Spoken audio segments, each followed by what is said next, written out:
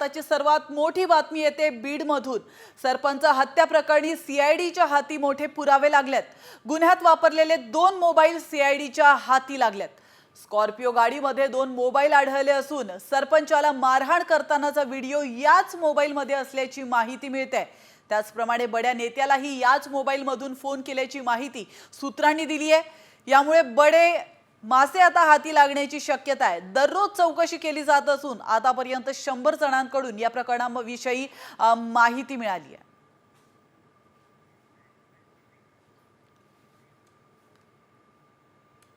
आताची सर्वात मोठी बातमी येते बीडमधून। सरपंच हत्या प्रकरणी सीआयडीच्या हाती मोठे पुरावे लागलेत। गुन्ह्यात वापरलेले 2 मोबाईल सीआयडीच्या हाती लागलेत।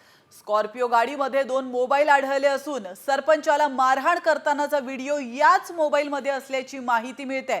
त्याचप्रमाणे बड्या नेत्यालाही याच मोबाईलमधून फोन केल्याची माहिती सूत्रांनी दिली आहे। यामुळे बडे मासे आता हाती लागण्याची शक्यता आहे। दररोज चौकशी केली जात असून आतापर्यंत 100 जणांकडून या प्रकरणाविषयी माहिती मिळाली आहे।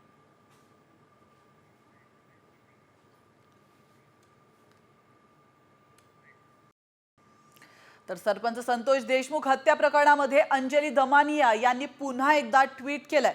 संतोष देशमुख हत्या प्रकरणामध्ये सापडलेल्या मोबाईलमधून कोणत्या बड्या नेत्याला फोन आला, तात्काळ नाव जाहीर करा अशी मागणी अंजली दमानिया यांनी केली आहे। अंजली दमानिया यांनी ट्विटमध्ये काय म्हटलंय आपण पाहूया।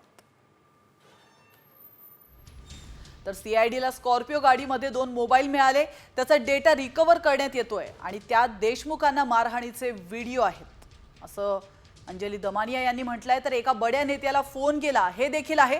कोण आहे हा बडा नेता, तात्काळ नाव जाहीर करा असं आवाहन देखील त्यांनी केलं। राष्ट्रवादीच्या नेत्या रुपाली पाटील ठोंबरे यांच्या विरोधात गुन्हा दाखल करण्यात आलाय। जितेंद्र आव्हाडांविरोधात ट्विट केल्याने हा गुन्हा दाखल करण्यात आलाय। जितेंद्र आव्हाड यांच्या संदर्भातील वादग्रस्त चॅट या रुपाली पाटील यांनी ट्विट केलं होतं। जितेंद्र आव्हाडांचा बुरखा टराटरा फाडणार असा इशारा रुपाली पाटील ठोंबरे यांनी दिला होता। महायुतीचं सरकारमध्ये महाराष्ट्रामध्ये लोकशाही पद्धतीने आणि संविधान पद्धतीने कायद्याचं राज्य आहे। त्यांनी जी माझ्यावर खोटी FIR केलेली आहे त्याला मी संपूर्णपणे कायदेशीरपणे लढाई ही लढेल आणि जितेंद्र आव्हाडांचा बुरखा हा टराटरा कायदेशीर पद्धतीने फाडेल। सोशल मीडियावर आता जितेंद्र आव्हाड किती खोटे आहेत किंवा काय आहेत, मी किती जरी सोशल मीडियावर जितेंद्र आव्हाडसारखी ट्रायल चालवली तर त्याला जो काही अर्थ आहे ना, म्हणजे व्हॅल्यू आहे ना, 0 आहे, 0। आणि आता वळतोय पुढच्या महत्त्वाच्या बातमीकडे। अभिनेत्री प्राजक्ता माळी आज मुख्यमंत्री देवेंद्र फडणवीस यांची भेट घेणार आहे। भाजप आमदार सुरेश धस यांनी माफी मागावी अशी मागणी प्राजक्ता माळीने केली आहे। मात्र सुरेश धस यांनी माफी मागण्यास साफ नकार दिलाय। कोणताही आधार नसताना बदनामी केल्याचा आरोप प्राजक्ता माळी हिने सुरेश धस यांच्यावर केलाय। या प्रकरणी महिला आयोगाकडे तक्रार केली असून आज ती फडणवीसांची देखील भेट घेणार आहे। धस नेमकं काय म्हणालेत आणि प्राजक्ता माळी हिने नेमकी काय भूमिका घेतली आहे त्यावरचा हा स्पेशल रिपोर्ट पाहूया। राजकारणी कलाकारांना बदनाम करतात,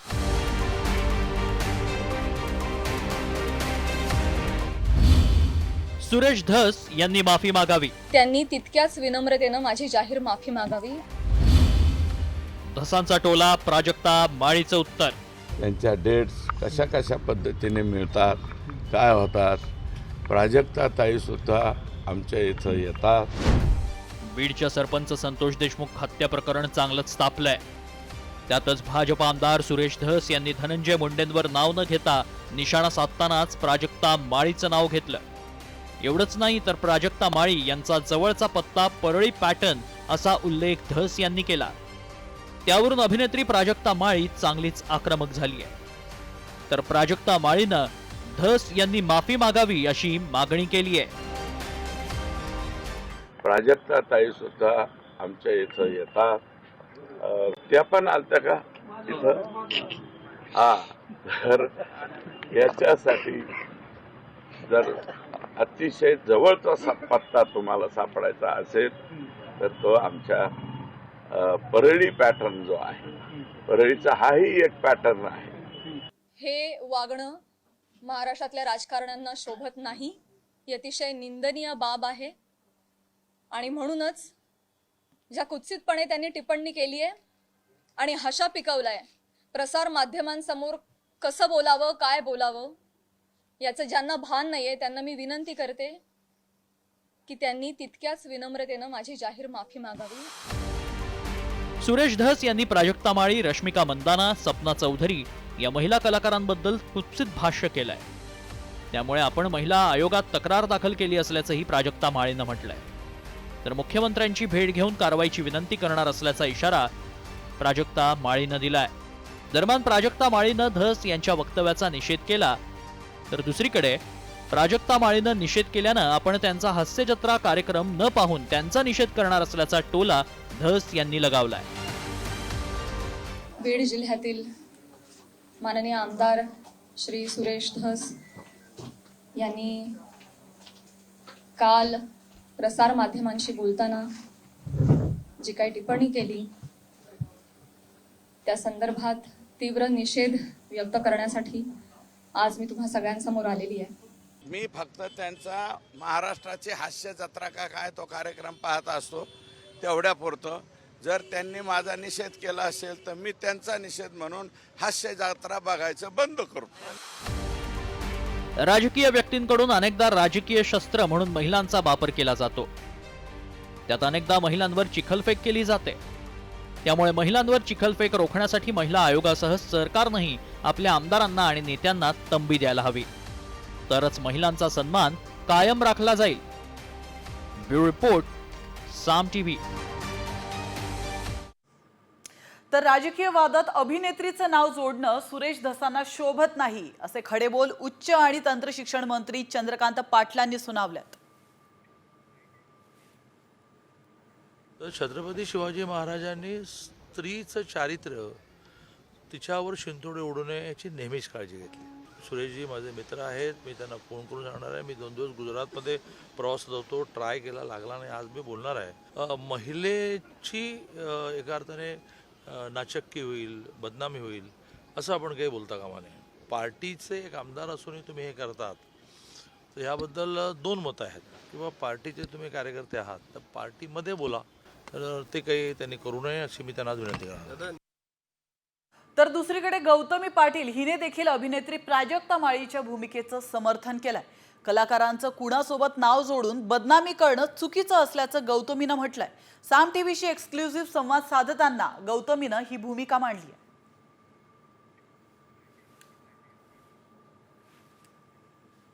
की सर्व कलाकार ताई तुझ्या सोबत आहे, तर तू जे करतीये तर कोणाकडं कोण काय बोलतं ह्या गोष्टींकडं तर खरंच, आणि तू मांडलं तुझी बाजू सगळी, म्हणून मला काही नाही. फक्त एवढंच आहे की तू लक्ष देऊ नको कोण काय म्हणतंय.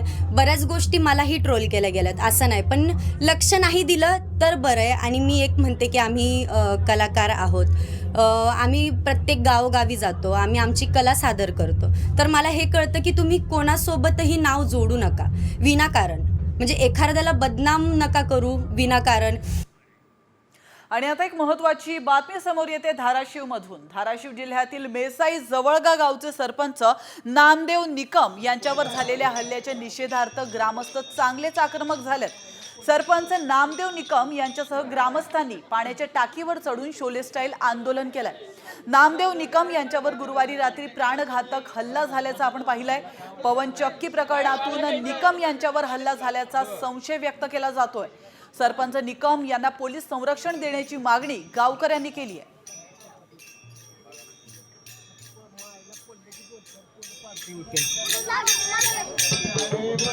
एकच आहे की सरपंचांना पैसे घेतले असं कोणी सांगितलं, पोलिसाला कोणी सांगितलं की आम्हाला त्याचं नाव पुढे आणून द्यावं आणि पोलीस नामदेव निकम सरपंचाला संरक्षण द्यावं.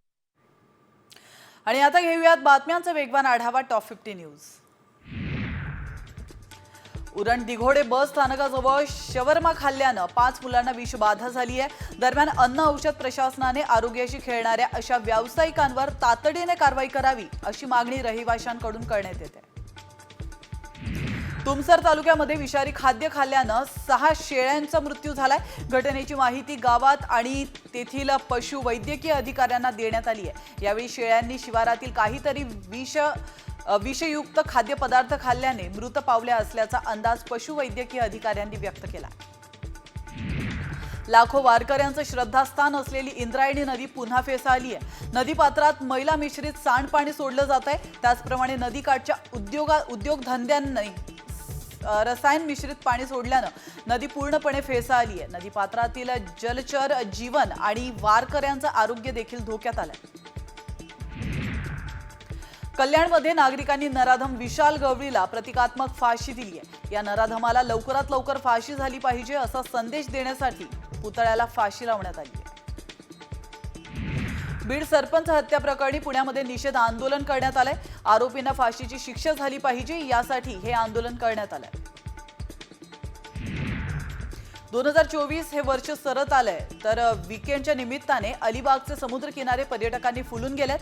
नागाव आणि अलिबाग बीचवर पर्यटकांनी मोठी गर्दी केल्याचं पाहायला मिळत आहे. पर्यटकांमध्ये मोठ्या प्रमाणावर मुंबई आणि पुणेकरांचा समावेश आहे. नवीन वर्षाच्या स्वागतासाठी अनेक पर्यटक कोकणामध्ये देखील दाखल झालेत. गणपतीपुळे समुद्रकिनारी असणाऱ्या बोटिंगचा आनंद पर्यटक लुटतात. सलग सुट्ट्यांमुळे भाविकांची पावलं देवदर्शनासाठी वळली आहेत. पंढरपूरचे विठोबारायाच्या मंदिरात भाविकांनी मोठी गर्दी केली आहे. दर्शनाची रांग 2 किलोमीटर दूर गेल्यानं 4 ते 5 तासांचा अवधी दर्शनासाठी लागतोय. दुसरीकडे करवीर निवासिनी अंबाबाईच्या मंदिरातही भाविकांनी मोठी गर्दी केल्याचं दिसतंय. भाविकांची गर्दी वाढल्यानं दर्शनासाठी मोठा अवधी लागतोय.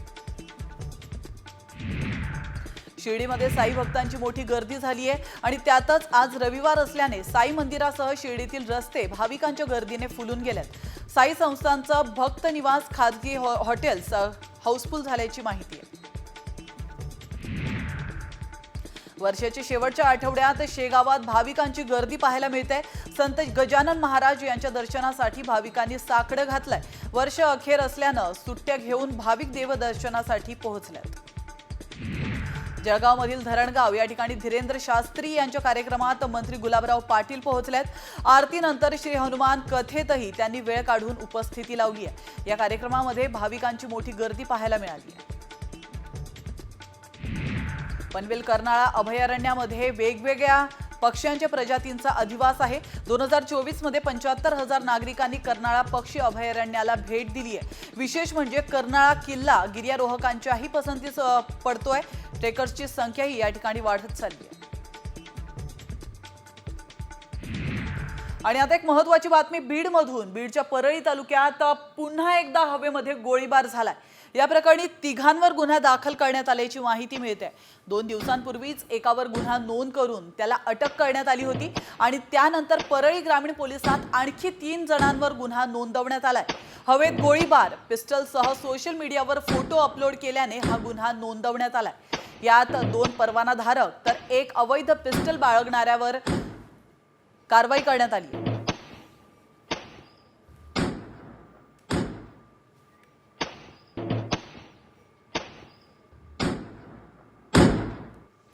बातमी श्रीनगरमधून. श्रीनगरमध्ये जोरदार बर्फवृष्टी होते.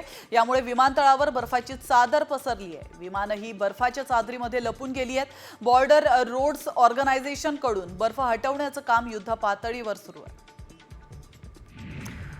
शिमल्यामध्ये प्रचंड बर्फवृष्टी होत असल्यानं शहरावर बर्फाची चादर पसरली आहे. स्थानिक प्रशासनाने पर्यटकांना सावधानतेचा इशारा दिला आहे. श्रीनगरमध्ये होत असलेल्या बर्फवृष्टीमुळे श्रीनगर जम्मू राष्ट्रीय महामार्ग बंद झालाय. महामार्गावर अनेक वाहनं अडकली आहेत. त्यामुळे वाहतूक सुद्धा विस्कळीत झाल्याची माहिती मिळते. तर बर्फवृष्टीमध्ये 2000 पेक्षा जास्त लोक अडकली आहेत. काश्मीर खोऱ्यात अधिकांश भागात बर्फवृष्टीमुळे जनजीवन विस्कळीत झालंय. हिमवृष्टीमुळे विमान आणि रेल्वे सेवा सुद्धा शनिवारपर्यंत ठप्प झाली होती.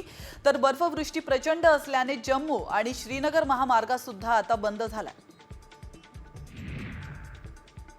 भारत नेपाळ सीमेवर हाडं गोठवणाऱ्या थंडीत जवान मात्र देशाच्या सीमेवर पाय रोवून उभे आहेत.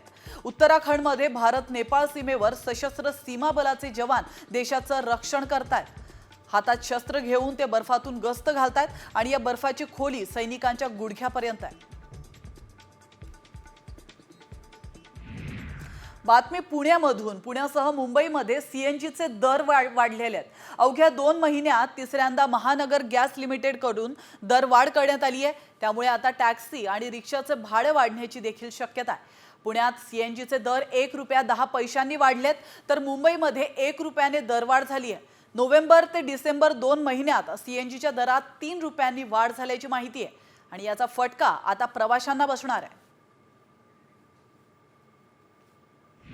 बातमी खारघरमधून. खारघर परिसरात धुक्याची चादर पसरली आहे. काही दिवसांपासून दिवसा कडक ऊन आणि रात्री गारवा जाणवतोय. विशेष म्हणजे धुक्यामुळे वाहन चालकांना दिवसाही वाहनाचे दिवे सुरू ठेवून मार्गक्रमण करावं लागतंय. तर पोल्युशन मॉनिटरिंग सिस्टीमच्या अहवालानुसार हवेमध्ये प्रदूषण पातळी वाढली आहे. मुंबई आणि उपनगरातली हवा प्रचंड प्रदूषित झाली आहे. मुंबईमध्ये सर्वत्र धुक्याचं साम्राज्य दिसतंय आणि त्याचा मुंबईकरांच्या आरोग्यावर विपरीत परिणाम देखील होऊ लागलाय. त्याचप्रमाणे प्रदूषणामुळे मुंबईतही दृश्यमानता घटली आहे. हे प्रदूषण रोखण्यासाठी MMRDA ॲक्शन मोडवर आलंय. नवी मुंबई आंतरराष्ट्रीय विमानतळावर इंडिगो एअरलाईन विमानाचं लँडिंग करण्यात आलंय. याआधी लष्करी विमानानं नवी मुंबई विमानतळावर लँडिंग केलं होतं. आता व्यावसायिक विमान लँड करण्यात आलेलं आहे आणि त्यामुळे लवकरच हे विमानतळ सेवेमध्ये येणार आहे. नरिमन पॉइंट परिसरामध्ये प्रशासकीय इमारतींना विधान भवन मेट्रो 3 स्थानकाशी जोडणाऱ्या बोगद्याचं काम प्रगती पथावर सुरू आहे. 306 मीटर लांब बोगद्याच्या बांधकामासाठी तब्बल 100 कोटी रुपये खर्च येणार असल्याचं म्हटलं जात आहे. हा प्रकल्प जून 2025 पर्यंत पूर्ण होईल असा विश्वास MMRCL ला आहे. वाशिम जिल्ह्यातून अकोला ते पूर्णा 185 किलोमीटर रेल्वे मार्गाचं विद्युतीकरण पूर्ण झालंय. 2018 मध्ये 211 कोटी रुपयांच्या निधीने विद्युतीकरणाचा प्रकल्प मंजूर करण्यात आला होता. अखेर 29 डिसेंबर पासून या मार्गावर 8 एक्सप्रेस गाड्या धावणार असल्याची माहिती आहे. सध्या या ट्रॅकवर 3 ते 4 मालगाड्या चालवल्या जात आहेत. पुण्यासह मुंबईमध्ये सीएनजीचे दर वाढले आहेत. पुण्यामध्ये सीएनजीचे दर 1 रुपया 10 पैशांनी वाढलेत, तर मुंबईमध्ये 1 रुपयाने दरवाढ झाली आहे. अवघ्या 2 महिन्यांमध्ये तिसऱ्यांदा महानगर गॅस लिमिटेडकडून दरवाढ करण्यात आली आहे. वर्ष अखेरच्या कालावधीमध्ये प्रचंड गर्दीच्या अपेक्षेने मध्य रेल्वेने निवडक प्रमुख स्थानकांवर प्लॅटफॉर्म तिकिटांच्या विक्रीवर तात्पुरते निर्बंध लादले आहेत. प्लॅटफॉर्मवर होणाऱ्या गर्दीचं व्यवस्थापन आणि स्थानक परिसरामध्ये प्रवाशांच्या गर्दीचं नियोजन करणं हे या निर्बंधाचं उद्दिष्ट आहे.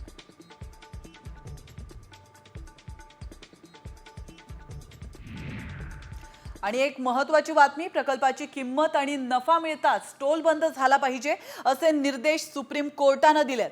टोल वसुली कायम नसल्याचे स्पष्ट निर्देश सुप्रीम कोर्टाने दिलेले आहेत.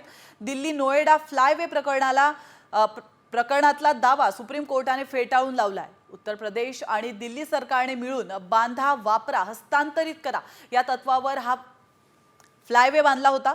1997 मध्ये हे काम सुरू झालं होतं. 2001 पासून टोल वसुली सुरू झाली, तर 30 वर्ष टोल वसुलीला परवानगी होती. आता सुप्रीम कोर्टाने दिलेले निर्देश राज्य सरकारही पाळणार का? राज्यातही किंमत वसूल झालेले टोल बंद होणार का? असा सवाल सर्वसामान्य विचारतात. तर आपण पाहतोय बांधा वापरा हस्तांतरित करा या तत्वावर टोल वसुली केली जाते. BOT तत्वानुसार बांधलेल्या रस्त्यांवर कायमस्वरूपी टोल वसुली नाही. प्रकल्पाची किंमत नफा मिळताच टोल बंद झाला पाहिजे असे निर्देश सुप्रीम कोर्टाने दिलेत. तर कोणालाही सार्वजनिक मालमत्तेतून मोठी कमाई करण्याची परवानगी नसल्याचं देखील सुप्रीम कोर्ट म्हणाले. नफा वसूल होऊनही टोल सुरू राहिल्यास जबाबदार अधिकाऱ्यांची चौकशी करण्याचे आदेश सुप्रीम कोर्टाने दिले.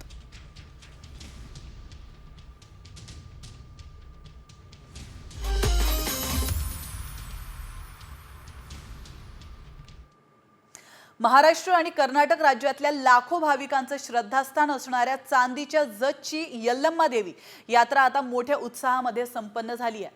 तर 5 दिवस चाललेल्या या यात्रेमध्ये महाराष्ट्रामध्ये देशाच्या कानाकोपऱ्यातून देवीच्या दर्शनासाठी भाविकांनी हजेरी लावल्याचं आपण पाहिलंय. यात्रेच्या पार्श्वभूमीवर 5 दिवस विविध धार्मिक विधी या ठिकाणी पार पडल्यात. तर पालखी नगर प्रदक्षिणा आणि कीच विधीनंतर यल्लमा यात्रेची सांगता झाली.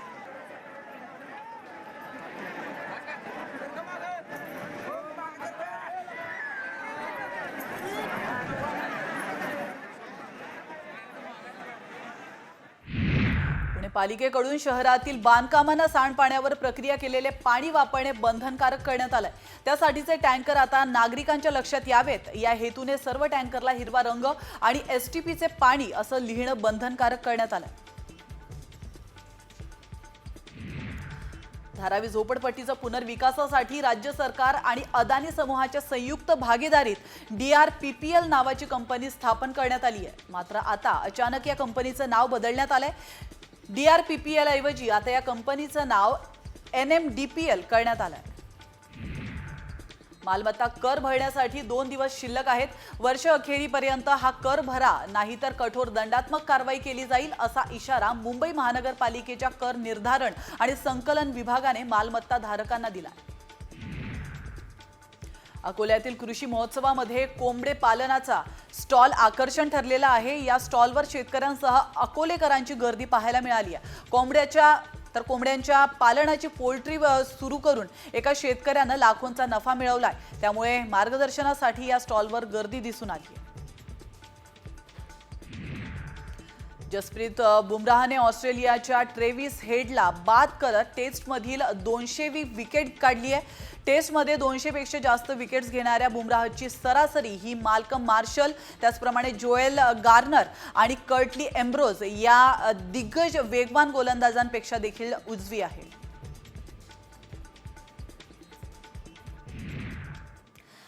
आणि आता बातमी आहे गृहिणींसाठी अत्यंत महत्त्वाची. तुमच्या घरात गॅस असेल तर तुमचं फुफ्फुस तपासून घ्या, कारण गॅसमधील वायू तुमची फुफ्फुस कमजोर करतोय.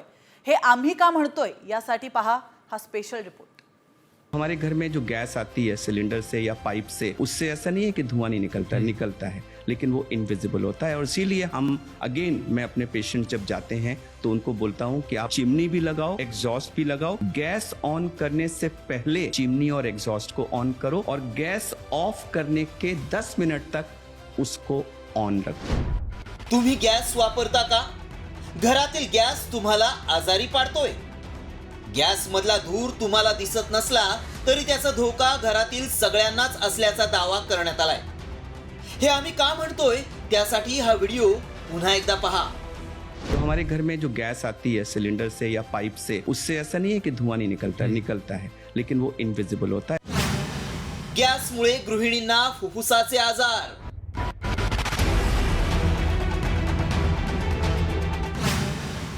गॅसमधील वायू आरोग्यासाठी धोकादायक.